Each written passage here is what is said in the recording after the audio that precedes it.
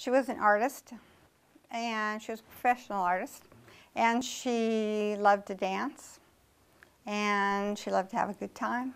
When Dianne Garratt's mother, Frances, died of heart complications in 2004, she had a prepaid plan. Everything else, you know, we thought was all taken care of. But turns out it wasn't. Nearly $4,000 in extra expenses, such as the opening and closing of the grave, not covered.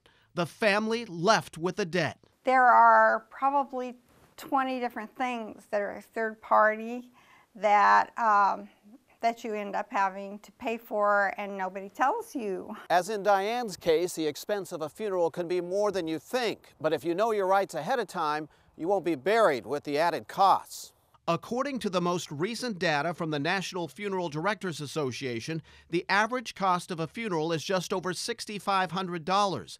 That includes transferring the remains to the funeral home, embalming, a metal casket, use of the funeral home and staff for a ceremony, and hearse.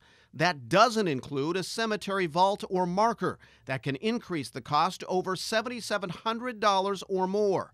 Cremations are much less expensive, averaging $3,200. But how do you know you're getting what you pay for? We're an open book. You can look at the guide and you can see what the costs are. Dave Hepburn is general manager of Bakersfield's historic Union Cemetery. It's the resting place of the city's namesake, Colonel Thomas Baker. Hepburn says prices are no mystery. That's because the state requires them to show you a general price list. On top of that, a surprise state inspection happens every year. You can check and see if our license is either clear or revoked. If it's clear, then it means that we're clear in every way. When it comes to funeral homes, they're required by law to post prices next to each casket or urn. They also must quote you prices over the phone. And federal law requires you get a dollar total before services begin. At our funeral home, we always try to make them comfortable by telling them this, that we're here to do what you want us to do, not what we want you to do. Ray Mish has been in the funeral business for 76 years. As co-owner of Mission Family Mortuary, his home averages a funeral each day.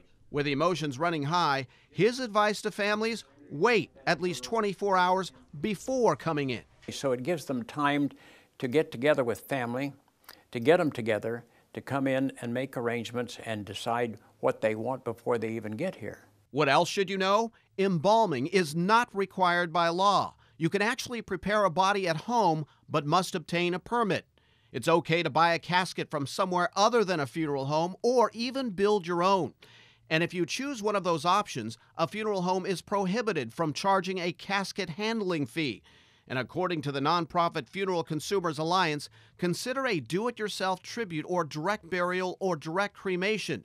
Doing so skips viewing or visitation, saving you cash. And by holding your tribute at a home, park, or church, it can save you money there too. The biggest mistake that gets made is actually that they haven't told any family members that they have already paid for funeral arrangements. Russ Heinrich has been with the California Cemetery and Funeral Bureau for nearly 9 years. He says most cemeteries and funeral homes are on the up and up, but he adds, shop around, compare prices, and consider a prepaid plan. So they're a very good thing. What you need to watch out for is the type of pre-need plan, and you need to think a little bit about how you want to pay for your pre-need.